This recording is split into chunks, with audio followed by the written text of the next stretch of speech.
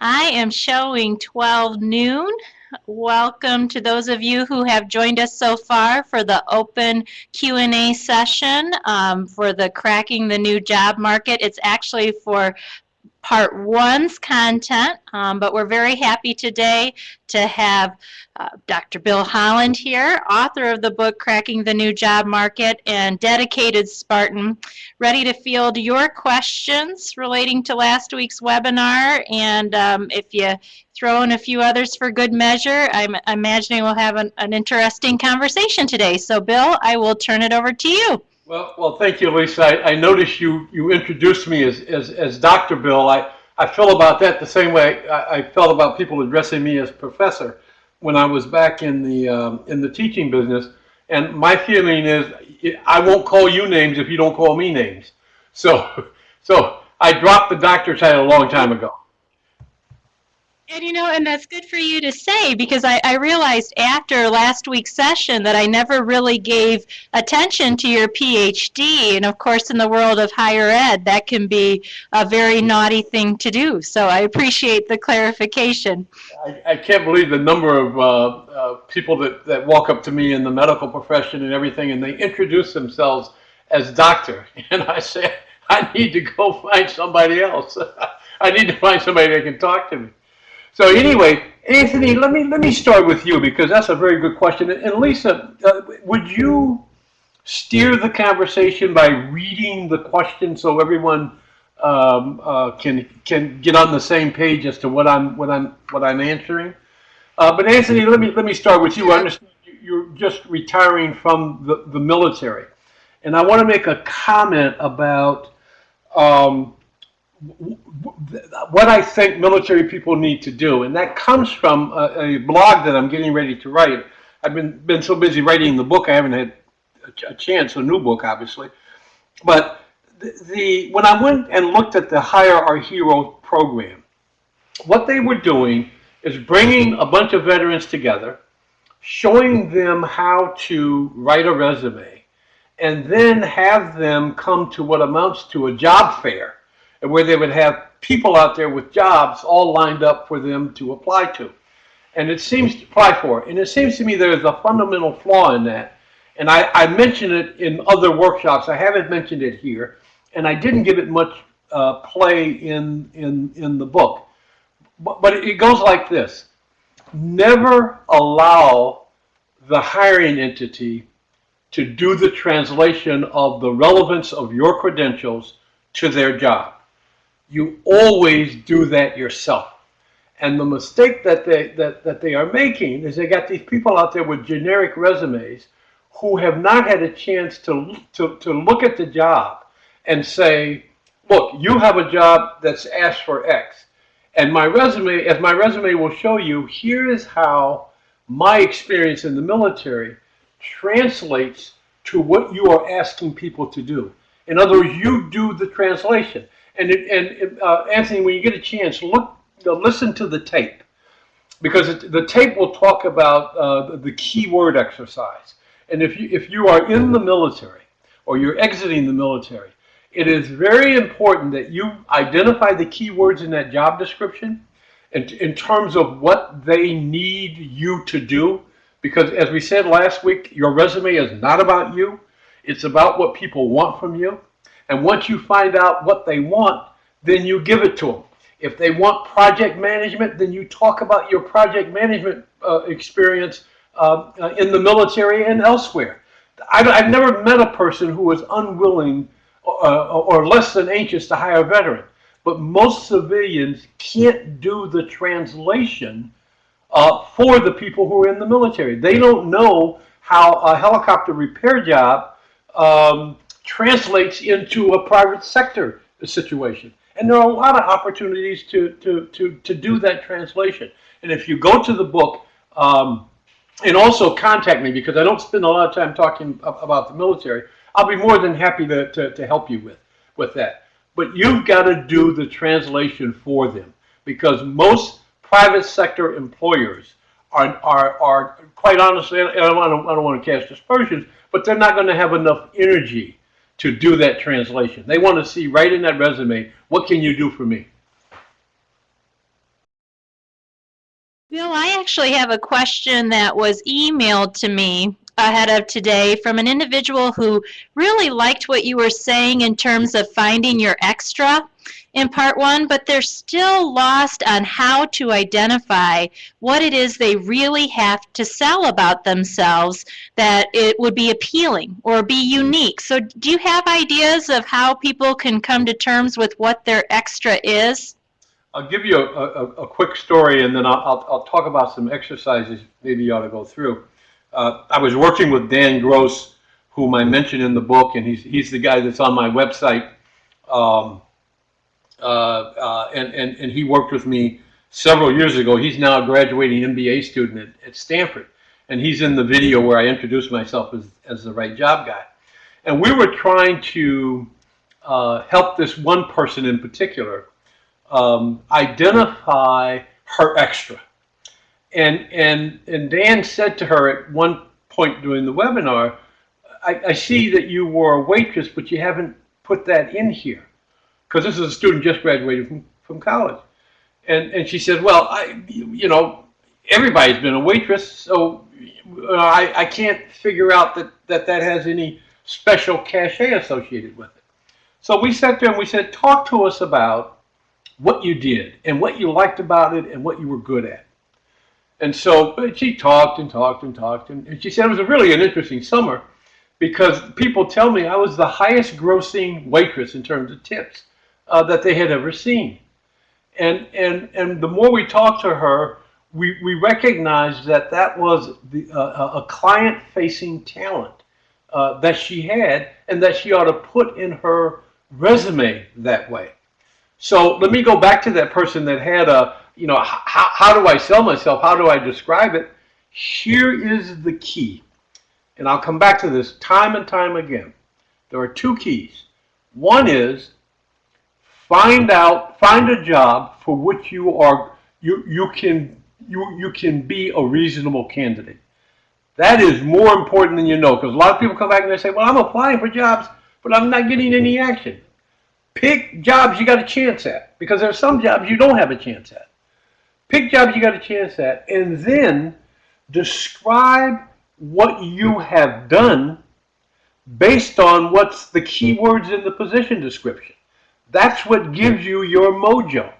If they want someone who can restore the credibility of a function, talk about the times in which credibility was at issue, and you resolve that. If in fact you can do that. Talk about the times, if it's a project management issue, talk about the projects you've managed. And that's where you get your mojo from. Your credentials have relevance in the context of what someone wants you to do. And so you don't put down a Ph.D. unless they say, gee, we really want someone with a Ph.D. Then that Ph.D. becomes something that you can use. So I don't, Lisa, I don't know if that gets it for everybody. But you find your mojo in the context of what employers say they want to see. Yeah, no, I think that helps. I think some people are naturally interested in some sort of test they can take, assessment they can do that's going to spit out a list of just what it is about themselves that would be appealing, and it sounds a little bit more involved than that. I don't know about more involved, but I again say, you understand the new job market when the first words out of your mouth are, what do they need me to do? What problem are they asking me to solve? And is there anything in my background that indicates I have done that? Then you use their exact words to the extent that you can to describe what it is that you've done. And that's where you get your mojo. Now, also, once you go through this a couple of times, you'll be able to get a little more creative with it because you've practiced. And you'll recognize opportunities when you see it. For example, there are some words in the industry literature that people commonly use. And once you look at that literature, and once you look at the websites, and once you look at the position descriptions, you will be able to pick out those words and begin to use them more effectively. And that's what I'm encouraging all of you to do. It is not something when you go through the first time, you say, I got this, boy, this is really terrific. No, you really have to practice it. It's just, and we'll talk about this next week, it's just like interviewing for a job or preparing for a job interview. People come back and they say, I screwed up on the interview. I say, well, walk me through how you prepared. It's like studying for an exam. I mean, it ain't easy. And so I encourage people to really work very diligently and very hard at it. Anthony, I need to come back to you. Do you need more comment on that or not? When you get a chance, just come back and ask us, because I don't know if I'm as clear as I need to be. Oh, great. It looks like you have a response from Anthony. Yeah, thanks. I've not done this, which has made it easier to really explain my skills and in networking. But also when you apply for a job, Anthony, and incidentally, thank you for your service. We appreciate that. Also, you'll need to do that same translation in the interview and in your resume. I now, Anthony says, know what you want, and my skill set is such that I can do that. And I've done it before, slightly different setting, but I've done it before, and this is how I'll do it for you, kind of thing. And then that becomes powerful. You do the translation for them. Okay, Lisa, you got another one? Yes, this comes from Catherine, referencing the discussion last week about advanced degrees and mentioning that online degrees can be earned through highly respected bricks and mortar and accredited institutions. It's another delivery method for degrees. Should we still soft pedal an advanced degree earned online? I did not mean to say to you it should be soft pedaled. If, for example, I think, Catherine, you were the one that talked about, I don't know who did, talked about the Ph.D. and applying for jobs that require the Ph.D. I mean, at that point, either you have it or you don't. Either they're going to respect the institution you got it from or not. What I say to people who are considering where to go get their degree, I say you are confronted by a reality. And the reality is that online degrees don't carry the same cachet as other degrees. That's not your fault. It's not necessarily the fault of the online for-profit institutions. But they are controversial. And right now they don't have the same cachet. That may hurt you, it may not. If you already have a degree from one of those institutions, there's nothing you can do about it. So proceed as if you are fully qualified. But if you have a chance to have a choice between getting your degree from an online university for profit versus doing something else, I think that's worth careful consideration. And again, I am not trying to cast dispersion on online degrees, but I am trying to give you what the reality is. So march forward and use it to your best advantage. Oh, good. We got a thank you there. Thanks. Another question that came in through email for me related to the points that we have a lot of people, for example, who are in the 50-plus job seeker crowd or may have other things that they feel are obstacles to them. And you were very clear last week in your view that your age, the color of your hair, that doesn't have to matter. Many feel it does. Can you expand on that? And I thank you for the opportunity to do that. Look, nothing I am saying should say to you that ageism, racism, sexism, reverse discrimination doesn't exist. All of that stuff exists out there.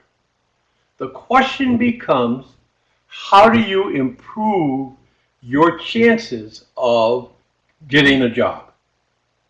And I'll go back to something I've said before, and And to a certain extent, I'm a little apologetic because I use it as a throwaway line when I really intend for it to have real substance.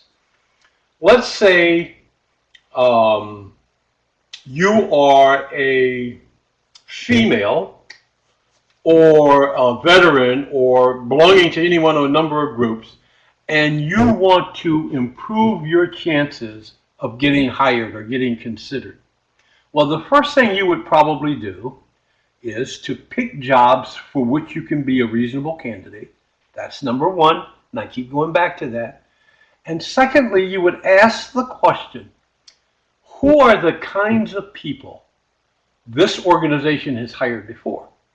Now, when you ask that of companies you're getting ready to apply for, there are some that will jump out at you as places that are looking for older people. That means if they happen to have the job you want, or you for which you could be a reasonable candidate, you got a pretty good shot of being considered there.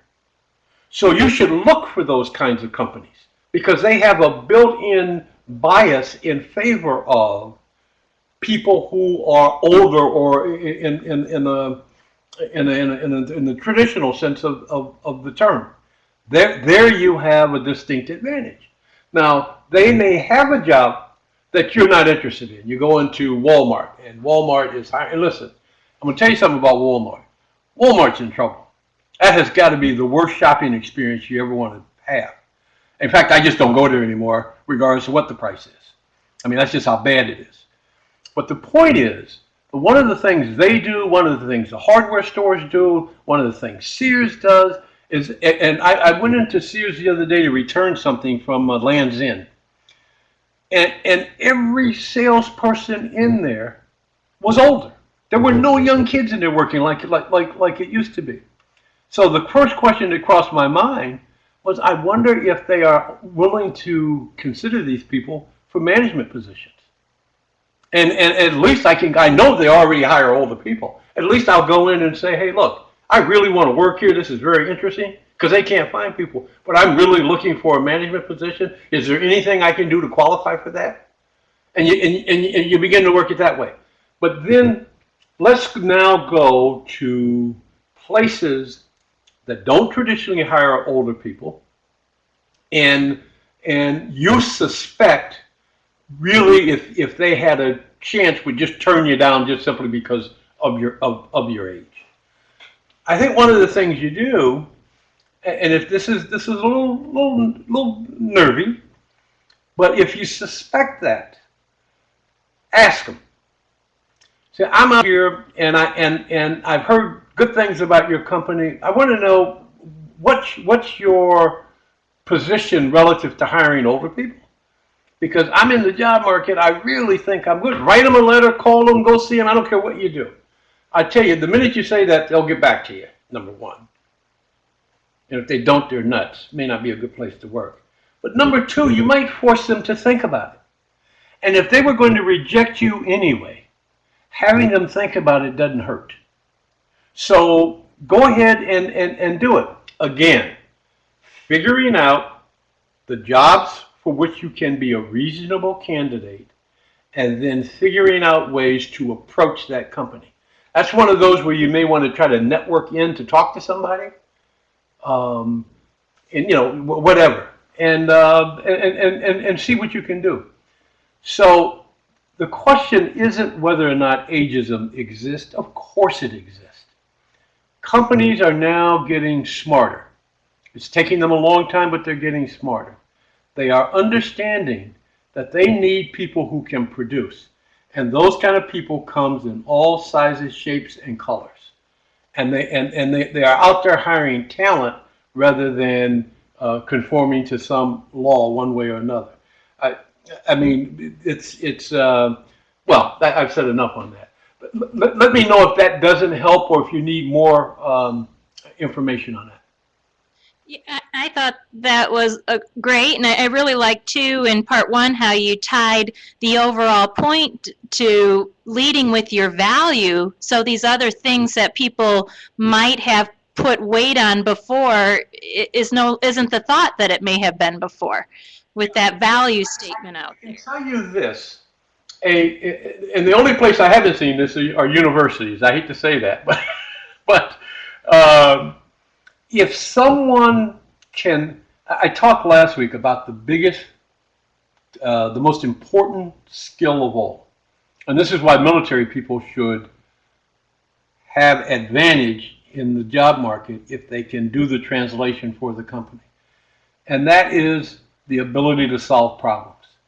Because if you're leading a squadron, or you know how to take something from from a state of being a problem to the state of having implemented the answer, then and people can use that. They may not always understand, but they can certainly use that talent. And you show me a manager, a hiring manager, or an HR person that is unwilling to go and say, I think I found someone who can solve the problem. I'm going to give you an example, because this is a real live one. I've thought about it a lot. I knew a receptionist once who had the following approach to her job. That when people walked into the office, because this was an office where people were out of work, they were coming to us because they were looking to pay, their companies were looking to pay thousands of dollars if we could help this person find another job. These were pretty senior level people. So what she would do, she figured out that the most important thing she could do for these people is to make them feel comfortable. So she would do kind of a background check. She would bring them in and try to get them into a private office if a private office was available. Now they're interviewing us, and the typical feedback then was $60,000 to do a job, help this person do a job search. So the money was very substantial. And she'd spend time talking to them, giving them coffee, and say, I understand you have 2 kids. What are your kids up to, and yada yada yada. And then she would keep a profile. So every time that person walked in the office, they would say, "How did the football game go with your son last week?" And these people were just blown away that she had all of this personal information. They would walk in there, they would feel comfortable. Well, I got to tell you, she figured out that her job was one of the most important jobs in terms of landing clients in the whole company.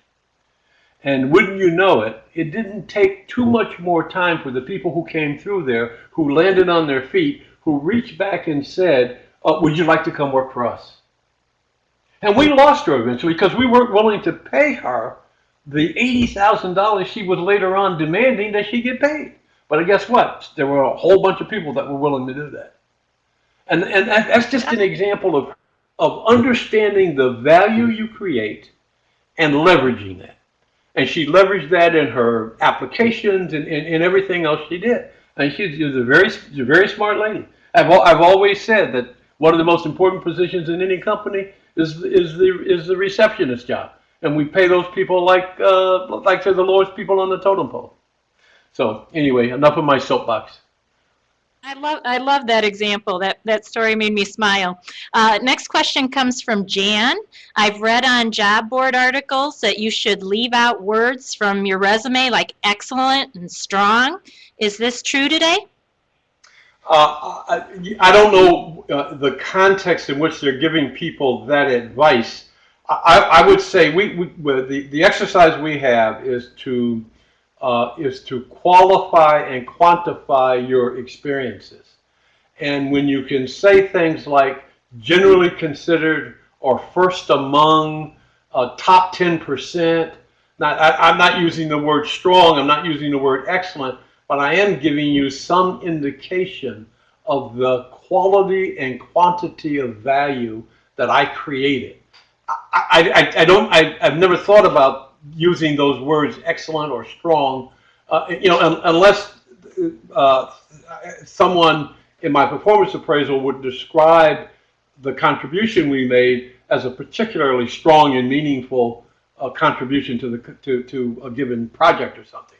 That's how I would use it. But a blanket ban without further understanding the context, I would say, is not something I would follow. Jan, if you have any additional questions relating to that, feel free to throw them out there. Oh, I see Jan typing, so we'll give her a minute.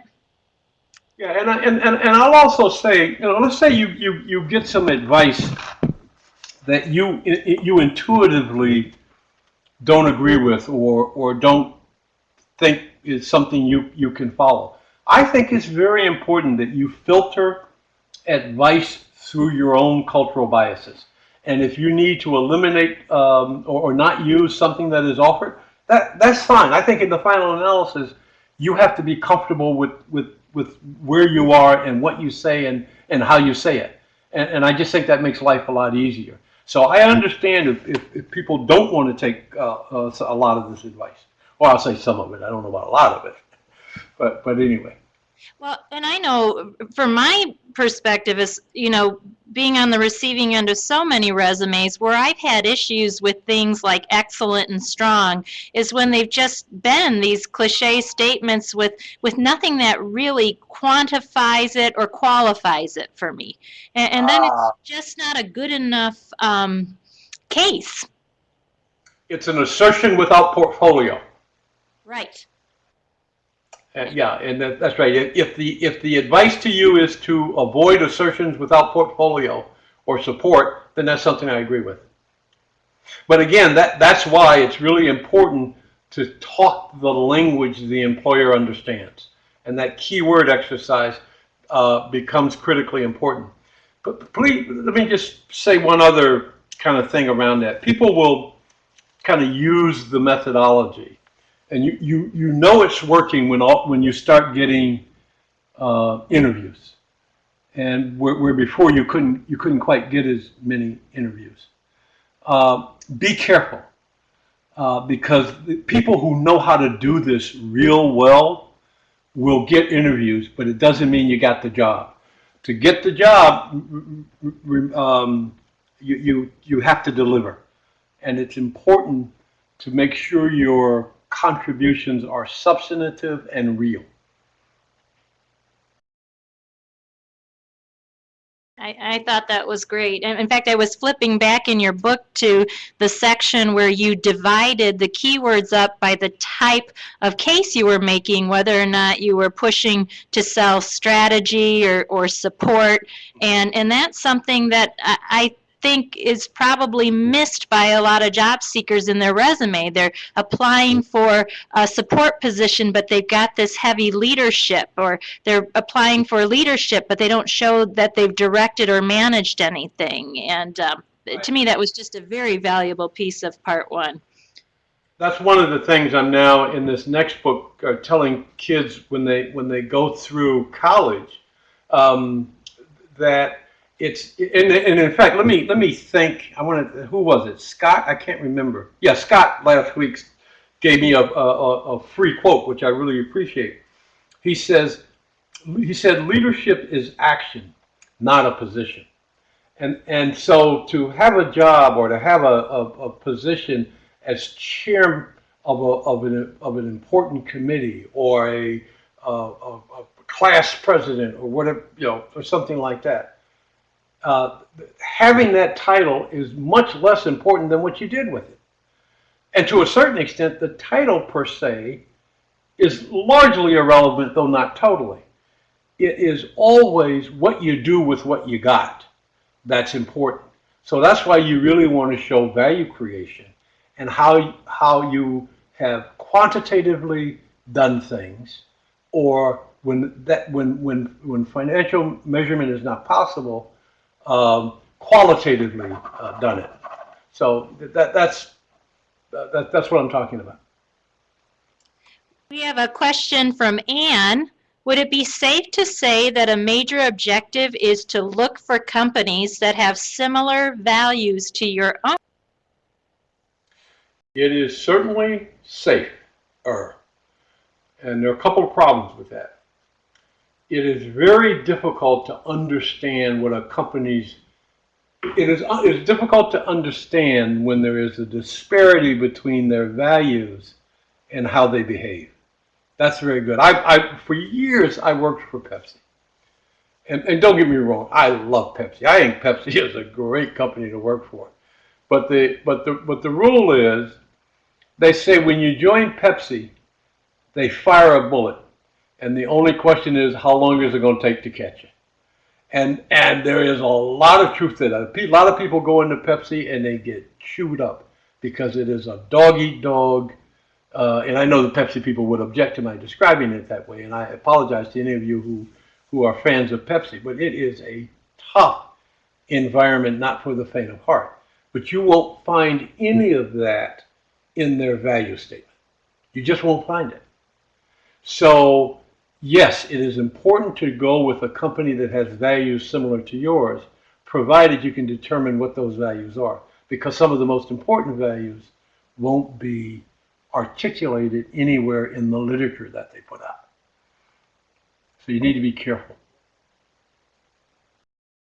Oh, Michelle just logged a question. You mentioned last week that it's important to show the employer how you can do the tasks in the job description. Many online applications have a series of questions, including, do you have the specific degree? Have you taken the specific class? I feel that my application is being eliminated by wrong answers to these questions before they even read the cover letter and resume and give me a chance to explain how I could do the job. Often I've done the exact tasks, but have used a competing software package or have work experience, but did not take the specific class. Do you have any advice for getting past the application and having a person read my resume and cover letter? That's a very interesting proposition. If there is room, you can insert something like, let's say, have you taken a specific class? And what you are saying is you've taken the equivalent. And if there's a way in your answer you can say equivalent, or if you can check yes, see me, or, and then explain to people that it's the equivalent that you've taken or the equivalent experience you've had, I think that's perfectly acceptable. Now notice, as near as I can tell from what you said, there is you haven't lied. What you have said is that I have the experiences you are looking for, but they tend to be equivalent experiences and not precisely as you have asked for them. And I think somewhere in your closing statement you ought to say that. And I mean in the publishing world, editors are notorious for turning down works that later turn out to be great financial successes. I'm trying to think. The woman who wrote what was the craze coming out of England? She made $1 bazillion on it. Harry Potter? Yeah, Harry Potter. That was turned down by practically every editor that it was submitted to. I think she initially self-published it, and the same is true for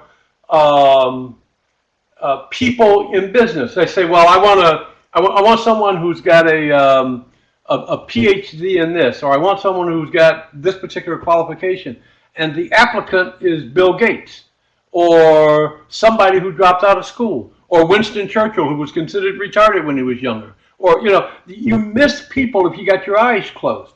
And the world is getting so complicated these days and so competitive, is that companies are finding that they can't afford to miss people.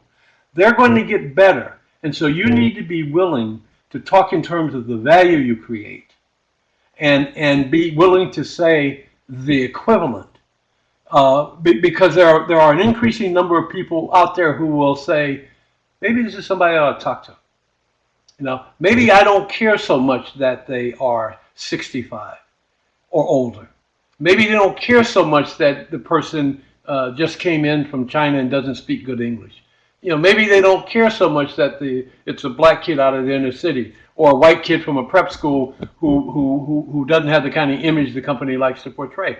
That has always been irrelevant, and it's just getting to the point to where people are beginning to understand it. Well, and if I may offer too, Bill, it's been my experience with these larger organizations that are getting by on these applicant screening software practices that the folks in the HR departments and career fairs was actually mentioned too, how they're sending you to their job site. Those individuals are not as often in a position to deviate from the words of the job posting. They're looking for specifics. So it's the networking into the decision makers, the line managers, the people who can say to human resources, this person alerted me to their resume and you haven't shown them to me as having come through the system. Go find them. That's That's exactly right. If you can network, and I'm not encouraging you to go around the HR department, but if you can network while HR goes through its cleaning exercise. See, I'm convinced that HR will be the superstars of tomorrow, but between now and then, they got to get rid of a lot of people who don't know how to do anything but follow instruction. There are a lot of articles out there about the art of the great hire. Can you imagine if you could have hired Mark Zuckerberg earlier in his career, or people who just don't fit the norm? And HR is the real stars of HR will figure that out. But that doesn't help you with your job search. So meanwhile, if you can network into the hiring manager, and that's why you should be on LinkedIn, because that's a great networking tool. And somehow or other, tell your story convincingly, that's to your advantage. okay. Next question from Jamie. Are cover letters necessary if applying online? Generally speaking, cover letters, I'm not sure it's a matter of being necessary. It's a matter of giving decision makers information on you to make an intelligent decision. And if a cover letter, A, is required, you obviously give it, but if a cover letter can help you do that, then do it. It's not a matter of being required. If your resume is so strong that it speaks to itself, then maybe you don't need a cover letter. But if you want to put together an effective resume and talk about some ancillary things that also may be important, you might want to put that in a cover letter. So how you use the cover letter rather than a question of is it necessary. That is really up to you. And I feel, Bill, that we've had this conversation offline before in terms of how sometimes the steps that go into, or the thought process that goes into your cover letter gives you one more chance to really think about what value you're trying to sell and make sure that that message is solid and tied together. Mm-hmm. So. And that's right, Lisa. And it is one more opportunity. And I will say again, don't think you'll be able to sit down and in one fell swoop just get this. I mean, it's really something you need to practice, which brings up another question that was raised last week, and we didn't get a chance to get to it. Should I use, the question is, a resume writing service? And that is up to you. But here is what I would not do. I would not let someone write my resume without understanding precisely what's going into it and how that resume represents the value I've created, and to make sure that that value is tied directly to what is of interest to the employer. A generic resume writing service by itself is of limited value. If someone comes up to you and says, let's talk about the kind of jobs you're applying for, let's look at some job descriptions that make sense, and make sure your resume is a tool that opens that door, that's probably someone, if you're going to use a resume writing service, you want to spend some time with.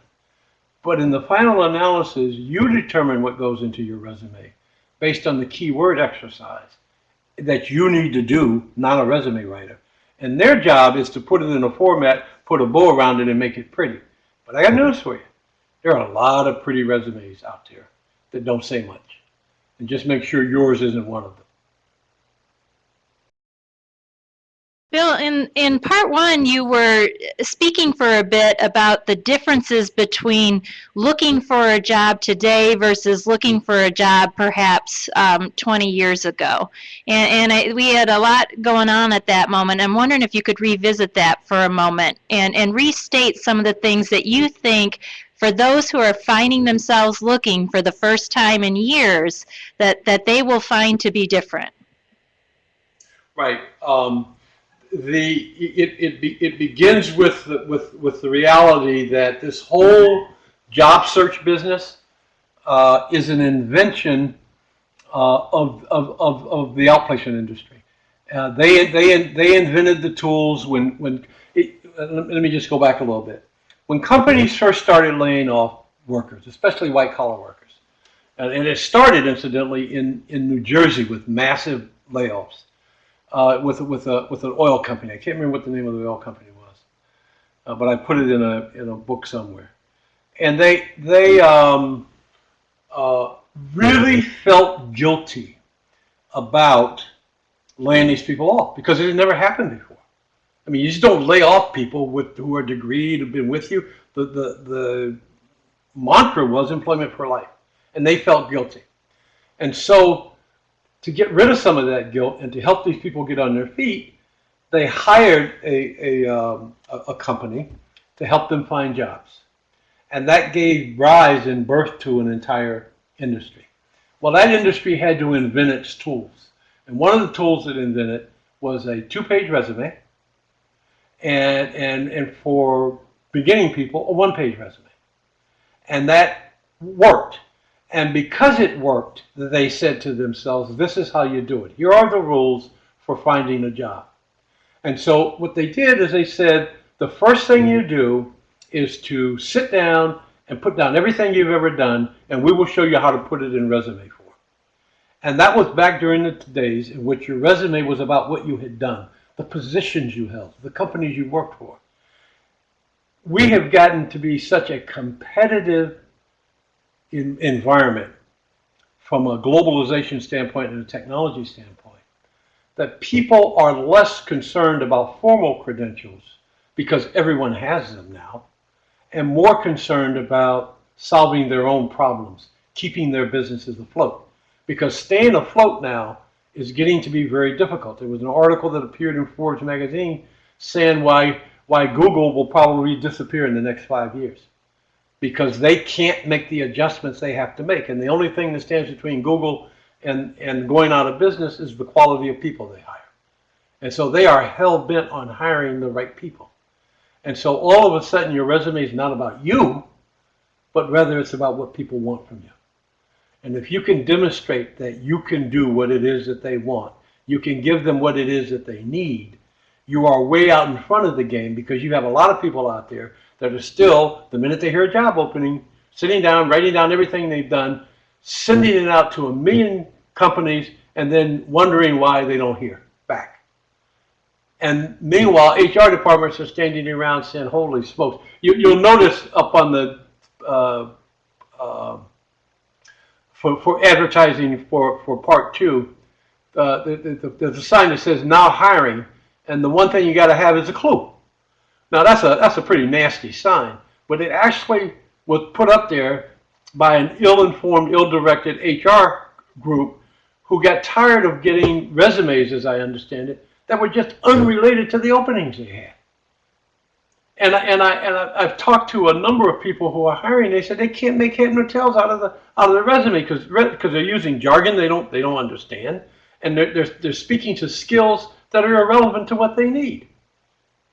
And so the place where you send your resume now has become a black hole. And the way to break through that, at least for the moment, is to focus on the value you can create as it relates directly to what the employer is asking for in that particular description. Okay. Next question from Jamie. Are thank you notes still necessary in today's world? As an interviewer, I do not appreciate them and feel like it wastes everyone's time. And you've heard me say that you should gear your job search to the culture of the organization. And one of the things you can do is say, I'd like to send a thank you note. And I've never sent a thank you note, I don't think. But I'll tell you what the alternative is in a second. You say, I'd like to send a thank you note, and the person will say, no, that's not necessary, don't do it. And right there in that simple exchange, you've picked up something about their preferences in terms of the culture. But a thank you note is not a thank you note. A thank you note is an opportunity to clarify, unify, and there are three of them. Unify, clarify, and there's one other. Anything that went on in the interview that you thought was left open. Sometimes in an interview, people will get testy with you, and you might get your back up, and you might send them a note back saying, "Hey, thanks a lot for the opportunity to talk to you guys. I'd like to take a moment and clarify a couple of points that were brought up that may have been misunderstood." So you can use, quote, thank you notes and follow-up letters to do that kind of thing. Or someone asked me a question and I'm not sure I gave them the information they really wanted. Here's another take at that. You can use it for that. But just as a thank you for letting me talk to you, probably that's not something I usually do. I actually had, if I can toss in, an interesting experience from my interview with Michigan State. I was hired and started with the university May 1st, and my interview involved an extensive panel, a series of panel interviews, and there were 5 different people in the process. And I had taken the time to, yes, I called it a thank you letter, but as Bill stated, used it to really formulate my thoughts on the time we had together and throw back what the individual decision makers had mentioned would be important to them with this role, and my additional thoughts on the value I could bring based on the time I took after the interview to give it more consideration. And I do know that was appreciated. It actually made it back to Scott Westerman, who was also on the panel, that the other panelists were surprised. They'd actually compared my notes and realized I'd written them all a different note. And I think that helped me get the job. Wow, that's very interesting. Yeah. So I think the answer is it depends. If you can use it as a strategic weapon, as opposed to just a nice guy act, I think that's something you can do. But Lisa, you mentioned that you took the time, and what that says to me is that these notes and this follow-up stuff is not necessarily easy. So it's like preparing for an interview. It's like all that other stuff. It really requires work. And if you're willing to do that, I think you improve your chances. If you're Anything else, Lisa? Well, if you're feeling brave, we've got 10 more minutes left. I'd like to talk a little bit on the social media component. We definitely touched on that. I think people were still struggling to decide when they should jump into social media for their job search and to what extent, and struggling to understand when they're using it to market themselves, when they're using it to gain leads, and when they're using it to network. So it's a very open-ended question. Thank you for the opportunity. I thank you for the opportunity to talk about that. Let me start with it's not so much a fact, but it's a guesstimate. Your network, your face-to-face network, maxes out at right around 250 people. If you use social media, your network is infinite. And it is as large as you want it to be. You can use social media to connect with people you otherwise would not normally connect to. If you're familiar with, I just say to you, you need to get on LinkedIn and fool around with that and understand how to use it, and talk to other people about how to use it, because it can, I go in, I ask the question, how am I connected to the gas industry? And I can go in there and find out who in my network is connected to the gas industry and how I'm connected to it. And what I find out is that some people who are very close friends are connected to others who might be able to help me. So one of the things I'm doing right now is I'm switching um, publishers, and I'm looking for a publisher to handle this next book that will do more with it from a publicity standpoint and a resource allocation standpoint than my last publisher. Now, when I get ready to go out on this, I'll touch my network, which, as it turns out, consists of an incredible number of authors, and I'll say to them, I'll give you another one in a minute. I'll say to them, uh, here's what I'm doing. Do you know of people that might be able to steer me in the right direction? And I just know, based on the people I know, they're going to come back, and I'm going to be able to say, so and so suggested that it would be helpful to talk to you. Can you give me a few minutes? I was on National Public Radio, which in my business is real big. In fact, it's on my website, Talk of the Nation, and they called me back. They said, not only were you on, we really like what you had to say. Can we get you to come on again? I said, just you tell me the time and day, and I'll be there. Well, the way that happened is that Barbara Ehrenreich is a very, very good friend of mine. Barbara has written several very important books, Nickel and Dimed and Bait and Switch. She's a social critic, graduated from Reed College, extraordinarily well known. And when she shows up on my LinkedIn page, sometimes people contact me. And one NPR contacted me and said, I've heard about what you're doing. I see you know Barbara. I've been trying to get to know Barbara. Can we talk? Well, they want to talk to me because I know her. And that's how that initially got started. And that was just terrific. One of the other things I'm trying to do, and I'm not quite sure how I'm going to do it yet, but Tom Friedman is writing a lot of the same stuff I'm writing about. Only I do something that Friedman can't do. Friedman has no clue about what the individual implications, what the implications of a flat world or of a new job market are for individuals and how they behave in it. He just doesn't know that. He says, I'm going to teach my daughter to learn Chinese. Well, that's not very smart. My next book will do that. And one of the things I'm going to try to do is to network through to him to see if I can get him to either write a blurb or maybe do a preface. I don't know. We will see. He probably gets that a lot.